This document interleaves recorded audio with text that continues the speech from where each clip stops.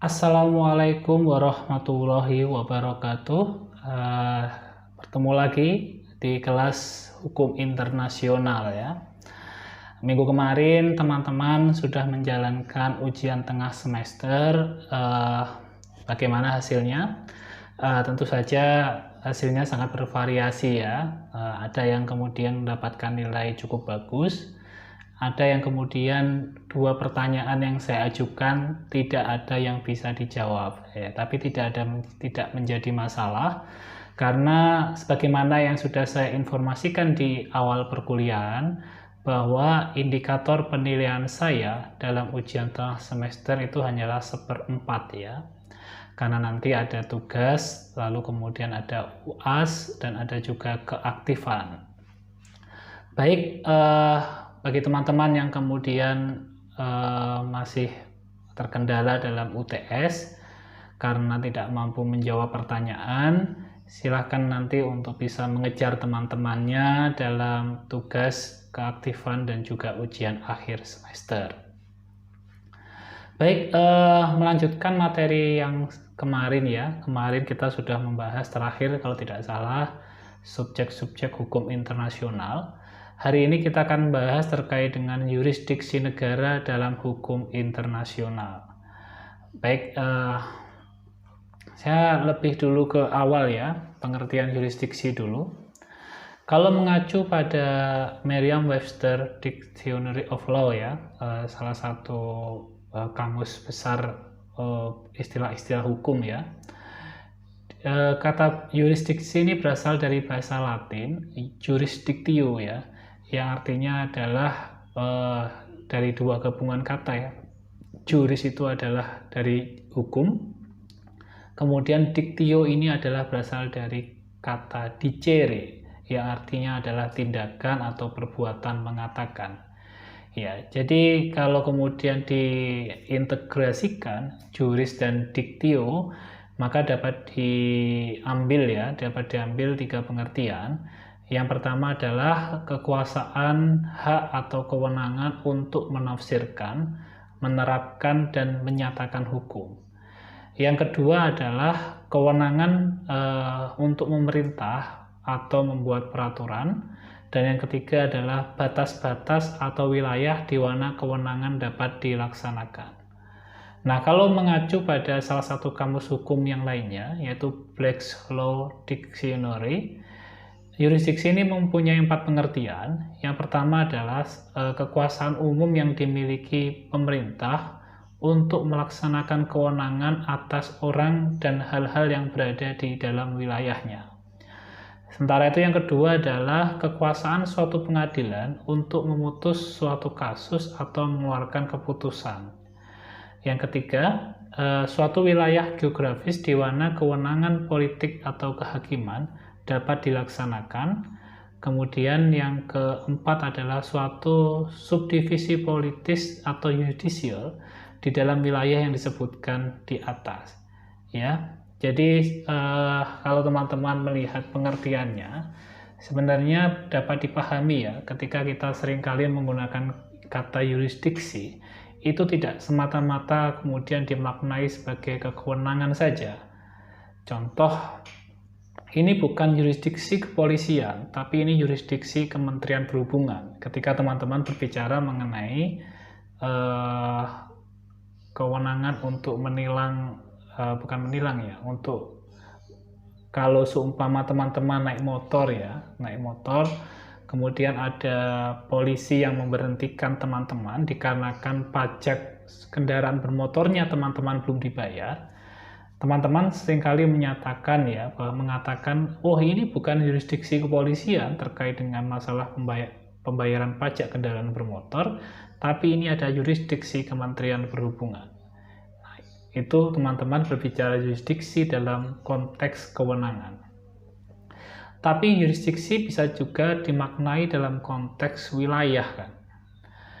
Contoh, ini adalah yurisdiksi dari negara Indonesia, sementara sana adalah yurisdiksi dari negara Malaysia.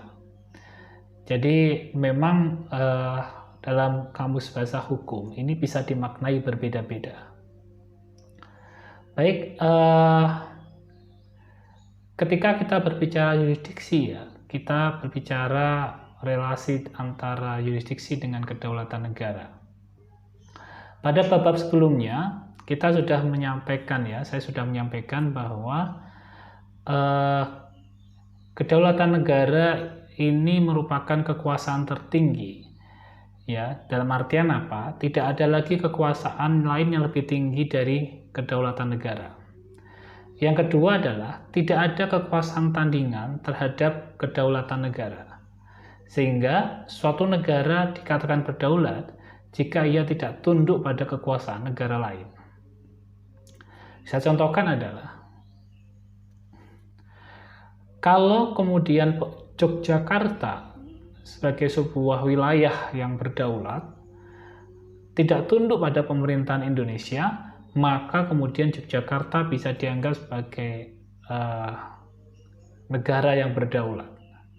Tapi ketika kemudian Yogyakarta tunduk kepada pemerintahan Indonesia, maka Yogyakarta bukan negara yang berdaulat, tapi dia adalah bagian dari negara yang berdaulat, yaitu Republik Indonesia.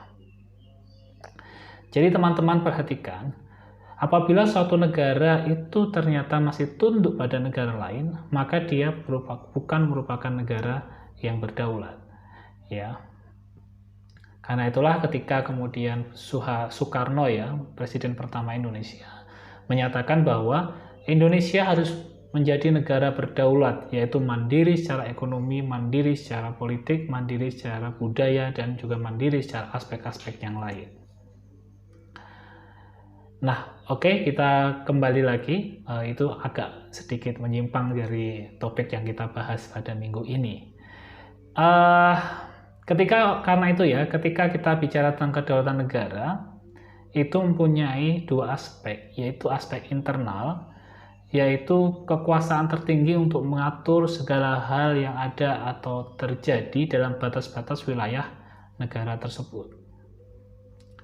Saya contohkan kemudian ketika ada ketika COVID ya terjadi, ada warga negara India yang berduyun-duyun masuk ke wilayah Indonesia.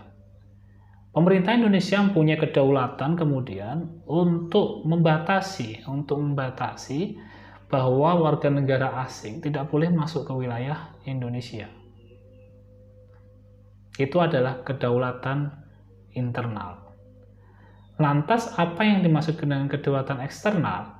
Yakni kekuasaan tertinggi negara untuk mengadakan hubungan dengan anggota masyarakat internasional lainnya, atau mengatur segala sesuatu yang meskipun berada atau terjadi di luar wilayahnya, namun ada kaitannya dengan kepentingan negara tersebut. Saya contohkan kemudian, kedaulatan untuk menentang agresi militer Israel ke wilayah Palestina. Ya tidak ada kaitannya dengan masalah internal Indonesia. Kalau di sana perang ya teman-teman masih fine-fine saja, tidak kemudian rudalnya mampir ke Indonesia, enggak. Tapi ada policy ya, atau ada politik luar negeri yang kemudian dianggap oleh pemerintah Indonesia itu harus dilakukan, yaitu memastikan ada perdamaian di wilayah Israel dan juga wilayah Palestina. Nah, oleh karena itulah kemudian sebagaimana yang saya sampaikan tadi, bahwa kedaulatan negara bisa dilihat dari aspek internalnya atau kemudian dari aspek eksternalnya. Nah, sekarang kita masuk ke jenis-jenis yurisdiksi negara ya.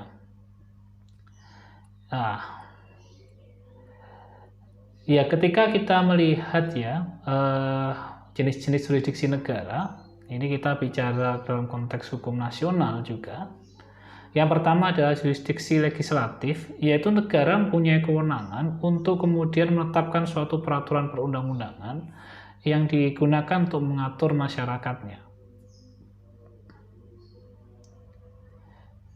Saya contohkan adalah kemudian kalau seumpama COVID ini tidak diperbolehkan mudik ya, maka negara bisa mengatur, membuat peraturan perundang-undangan untuk memastikan bahwa mobilitas teman-teman dari satu kota ke tempat yang lain itu kemudian dibatasi oleh negara.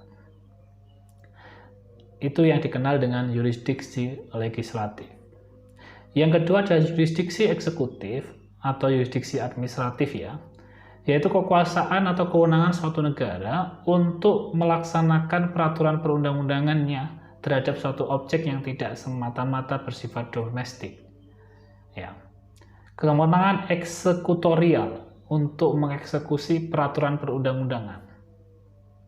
Teman-teman kemudian tetap mudik contohnya ya, karena sudah kangen sama orang tua atau kangen sama pacarnya.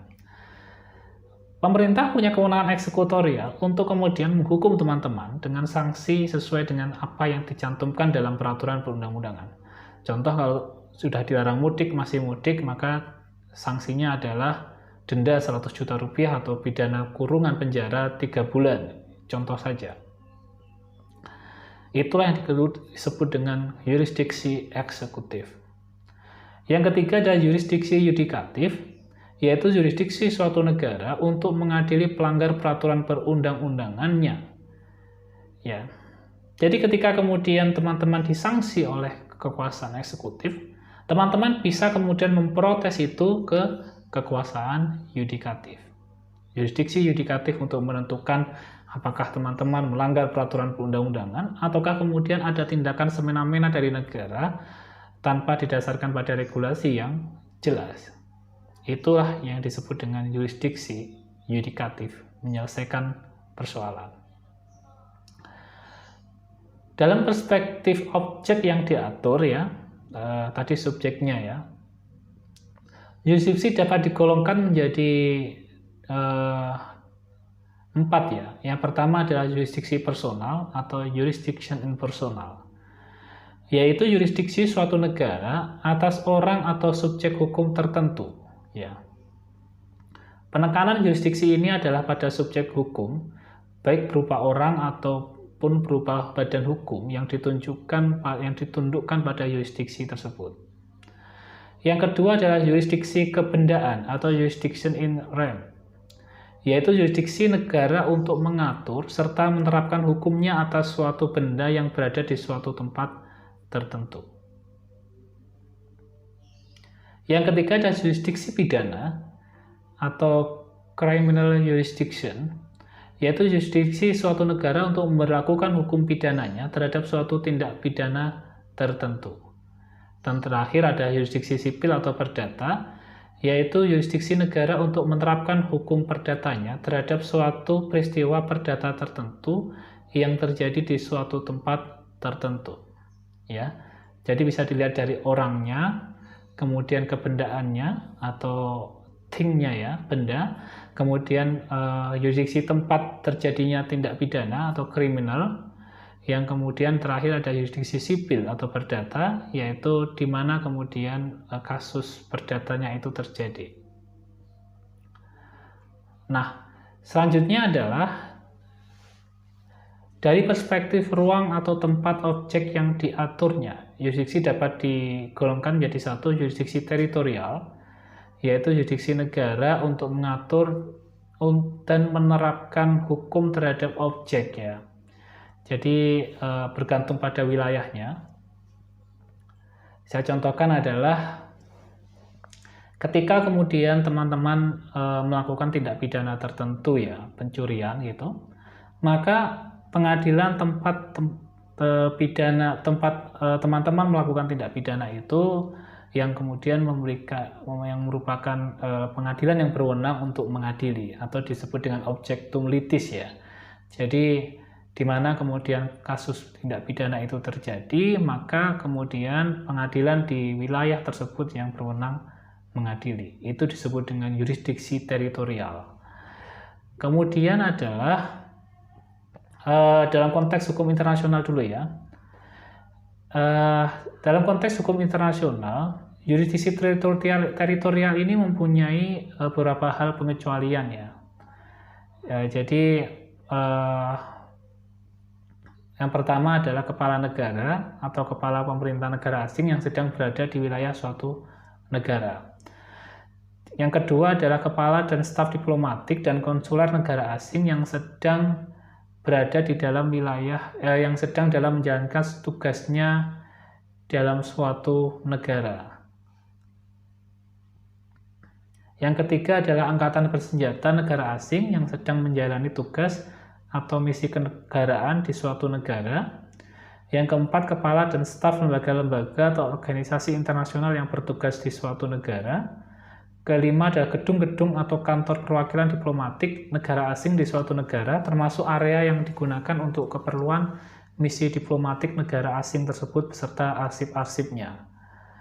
Yang keenam ya, gedung-gedung atau kantor-kantor pusat maupun kantor perwakilan dari organisasi-organisasi atau lembaga-lembaga internasional beserta segenap arsip-arsipnya.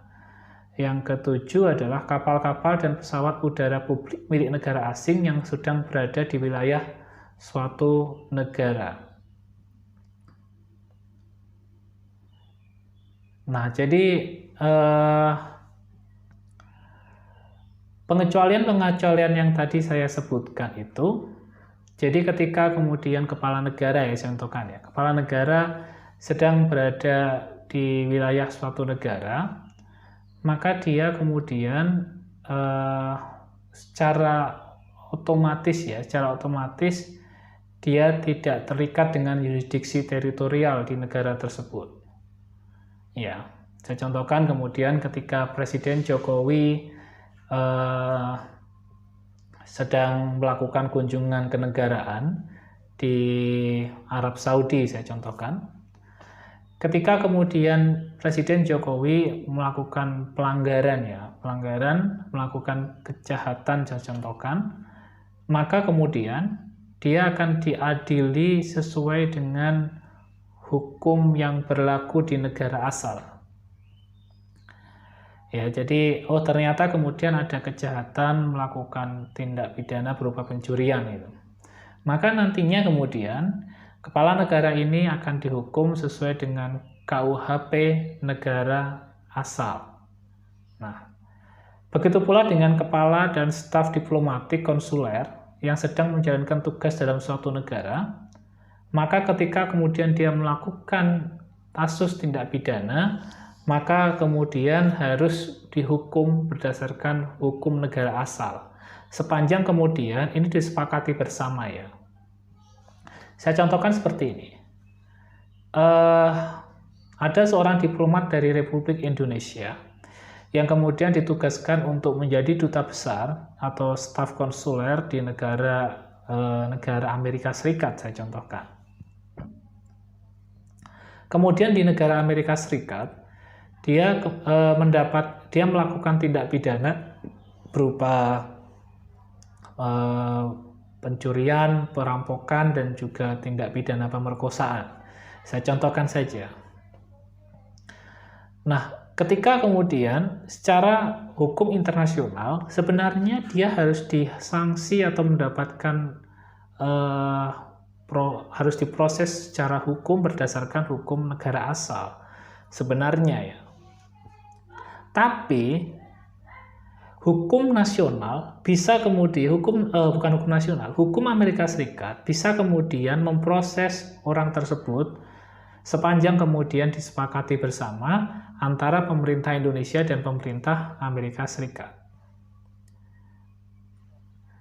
Bisa kemudian Kementerian Luar Negeri Amerika Serikat mengajukan nota terkait dengan bahwa ada staf konsuler dari Republik Indonesia yang melakukan tindak pidana seperti pembunuhan, pemerkosaan, dan lain-lain di wilayah teritorial atau yurisdiksi Amerika Serikat, dan kemudian mohon izin untuk kemudian memberikan kekuasaan pada Amerika Serikat untuk melakukan proses sanksi demi mendapatkan kepastian hukum serta agar kemudian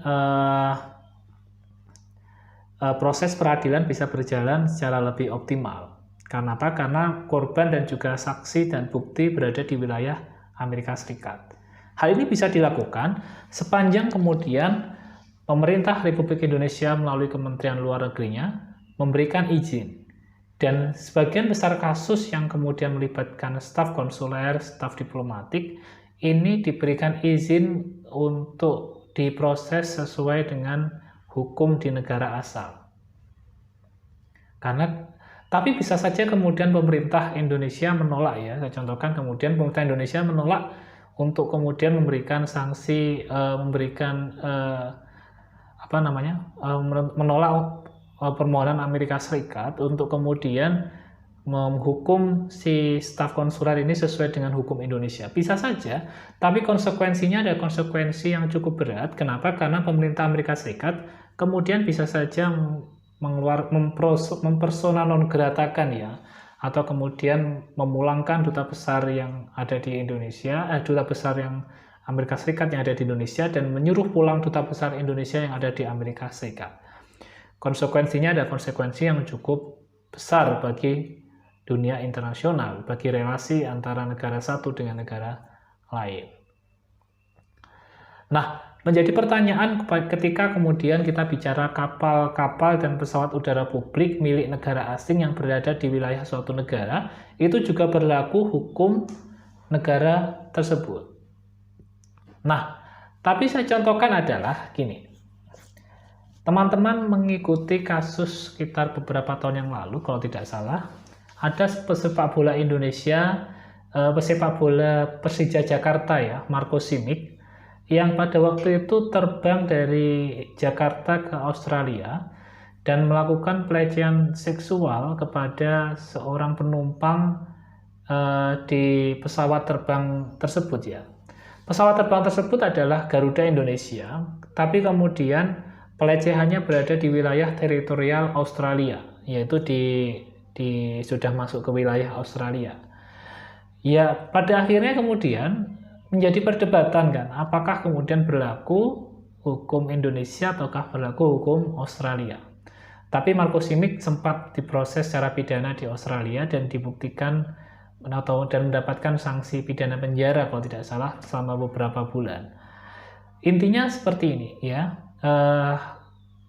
Hukum internasional yang seperti ini itu sifatnya fleksibel sepanjang kemudian negara tidak mempermasalahkan ya, maka kemudian hukum akan berjalan seperti apa adanya. Saya contohkan Marco Simic secara hukum internasional dia harus diadili berdasarkan hukum di Indonesia. Kenapa? Karena dia melakukan pelecehan seksual di atas pesawat yang merupakan maskapai milik Indonesia, yaitu Garuda Indonesia. Tapi ketika kemudian pemerintah Indonesia tidak berkeberatan, si Marco Simic ini dihukum sesuai dengan hukum Australia, ya maka tidak menjadi persoalan ya. Inilah yang disebut dengan hukum internasional yang bersifat fleksibel, tergantung kemudian apakah ada nota keberatan dari negara tertentu ataukah tidak. Baik, yang selanjutnya adalah yurisdiksi kuasi-teritorial ya, atau yurisdiksi teritorial semu, yaitu yurisdiksi suatu negara terhadap objek atau yang berada di suatu tempat yang sesungguhnya bukan merupakan wilayah negara yang bersangkutan namun berdekatan atau bersambungan dengan wilayah negara itu ya. Ya, saya contohkan di perbatasan Papua Nugini dan Papua gitu kan. Ini wilayah mana ini? Yang wilayah Indonesia atau wilayah Papua Nugini? Ya, ini yang menjadi perdebatan. Ini yang seringkali kemudian terjadi ya di perbatasan suatu negara. Apakah kemudian ini masuk wilayah Indonesia atau masuk wilayah negara asing? Yang selanjutnya adalah yurisdiksi ekstrateritorial, yaitu yurisdiksi negara terhadap suatu tempat atau daerah yang jauh berada di luar wilayahnya. Ya, contohnya adalah laut itu kan, kemudian kutub utara, kutub selatan ya. Jadi banyak sekali kemudian wilayah-wilayah yang memang secara hukum ini adalah wilayah internasional. Jadi teman-teman kalau ke Samudra Hindia itu ya, itu udah wilayah internasional, tidak ada satupun negara yang punya kewenangan mengakui bahwa itu adalah wilayahnya dia. Samudra Pasifik pun juga sama, kutub utara, kutub selatan pun juga sama. Itu tidak ada satupun negara yang bisa mengklaim bahwa itu adalah wilayah teritorialnya dia. Yang selanjutnya ada yurisdiksi universal ya. Ini yurisdiksi yang dimiliki oleh semua negara terhadap suatu hal atau peristiwa tertentu mengingat kekhasan atau kekhususan hal atau peristiwa tersebut. Ya, yurisdiksi universal ini saya contohkan adalah